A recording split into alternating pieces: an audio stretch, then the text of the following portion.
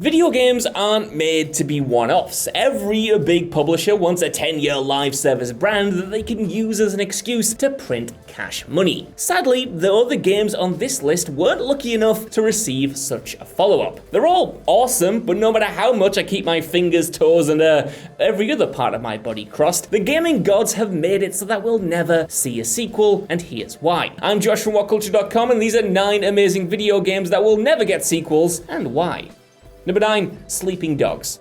Ironically enough, pretty much everyone slept on Sleeping Dogs when it came out. At the time, the world was inundated with countless GTA ripoffs, and on the surface, this game looked like just another one to throw on the pile. But, my friends, let me tell you, this game owns. Acting as a throwback to Hong Kong crime movies, the open world itself was ridiculously detailed for the time, capturing the seedy filmic underbelly of the city perfectly. Throw on top of that a focus on martial arts melee combat as well as top-notch driving, and the game had more than enough to set itself apart from the competition. And at one point a sequel was planned, but it was canned in favor of a game called Triad Wars, a PC-only MMO spin-off that no doubt would have stripped away all the personality from the previous game. Of course, if you haven't heard of that, then don't worry, this was actually cancelled as well, meaning that we got no more Sleeping Dogs in any form. And that sucks because it was those little touches that made Sleeping Dogs so special. You know, going to a karaoke bar to knock out a rendition of I Fought the Law after murdering a bunch of guys in the street, for instance. And it's a shame that we won't get more of that anytime soon. And all because the publisher wanted an MMO that they didn't even release.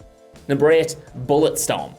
At one point, developers People Can Fly were primed to be the next big video game developers. They'd become the protege of Epic Games, who drafted the team in to work on Gears of War Judgment and a brand new first-person shooter titled Bulletstorm. The idea for this game was pretty simple. Create a balls-to-the-wall FPS that rewarded you for exploration and imagination, freeing you up to use innovative weapons to chain together combo kills and use every part of the environment to dish out pain. Yeah, the story was naff, but that's not what people were here for in the first place. They came to cleave a dude's head off and then boot him 300 style into a cactus. Sadly, despite this awesome mechanic, the game wasn't a huge hit, and by the sounds of things, the devs haven't been able to convince anyone to bankroll a sequel, despite releasing a remaster to gauge interest. In an interview following said remastered edition of the game, the devs explained that they hoped the IP would get a second wind, but if it hasn't happened by now, Bulletstorm 2 probably never will.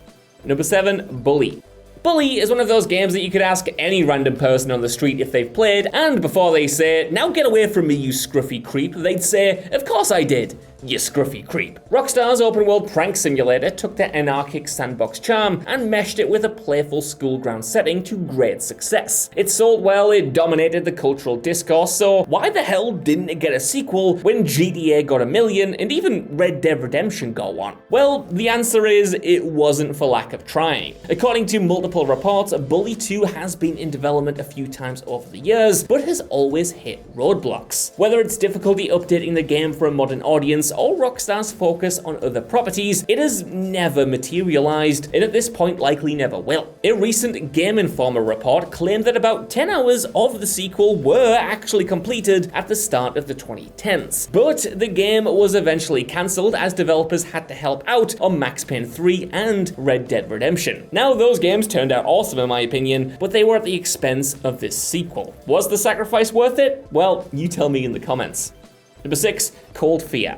You'd be forgiven for not remembering what the hell Cold Fear even was. This mid-2000s survival horror gem was an utter joy to play. Well, not really, considering it was pretty damn terrifying, but you know what I mean. Being one of the games at the time to push what the genre could be. Set on a tanker, you were cast as a lifeguard forced to overcome a zombie-like infection with a gameplay style similar to Resident Evil 4. However, it was those similarities to Resident Evil 4 which ultimately killed any chances of this becoming a franchise.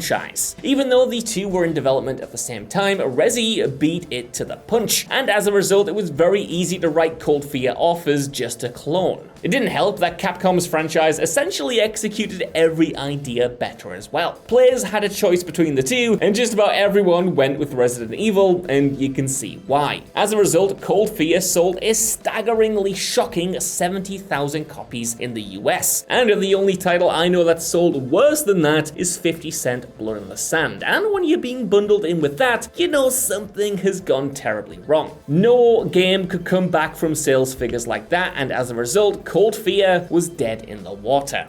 Number 5, Stranglehold. Pretty much every person on the planet has watched a John Woo movie and had the same thought. I wish I was that cool. Answering all of our prayers then, the Hong Kong action director decided to take everyone's desire to be in his movies by giving them the next best thing, letting them control one of them. Stranglehold is a direct sequel to the director's most iconic film, Hard Boiled, and players are free to shoot their way through levels in the most bombastic way possible. Max Payne by this point had already perfected slow-mo shooting, but this game mixed that in with environmental destruction and an even larger moveset. Jumping on a cart and gliding your way to perfect slow-mo headshots brought with it the kind of joy that you worry you'll never feel again, and alas, you probably never would, because Stranglehold never got a sequel. Again, it wasn't for lack of trying, it looked like it would for a little while, and the original plan was to team up the first game star, Chow Yun-fat, with Vin Diesel. An idea so good that I can't even think about it no longer happening without getting a little bit sad. Unfortunately, this was put an end to when publisher Midway went out of business, and the game never released. Number 4, Black.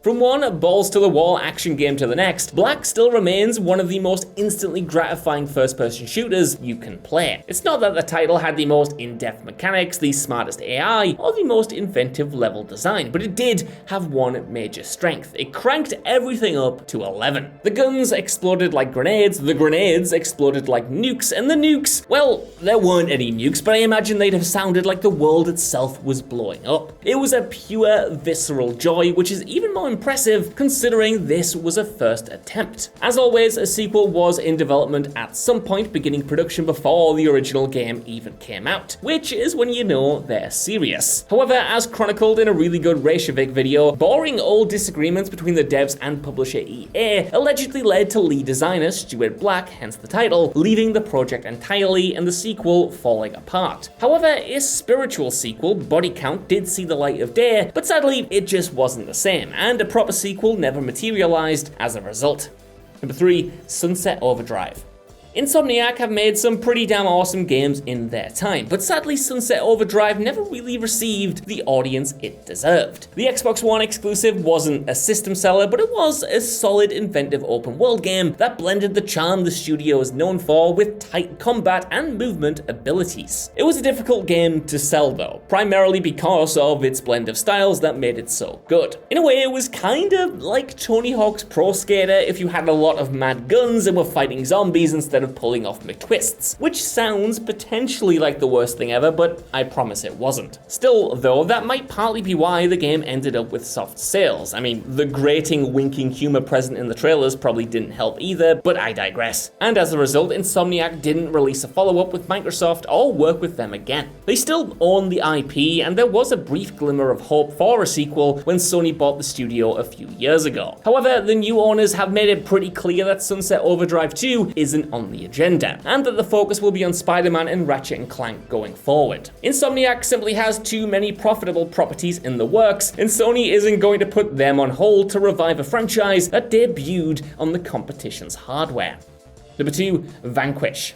The world was simply not ready for Vanquish. Platinum Games' shooter came out at a time where third-person shooters were practically humping cover systems and chest-high walls. And look, there's no kink-shaming here, but it did get very weird. And instead of playing along, Vanquish said stuff that and did its own thing. That own thing turned out to be the kind of breath of fresh air the genre needed at the time. Instead of being stuck behind cover all the time, you were instead encouraged to jet slide your way around the battlefield in a sci-fi exoskeleton, blowing the complete piss out of everything around you. It didn't sell gangbusters, but like a lot of Platinum games, it did find its audience and became a cult success. But sadly, not enough to greenlight a sequel. The devs moved on to other projects, and while there are constant rumors that a sequel might be happening, it all appears to be wishful thinking at this point.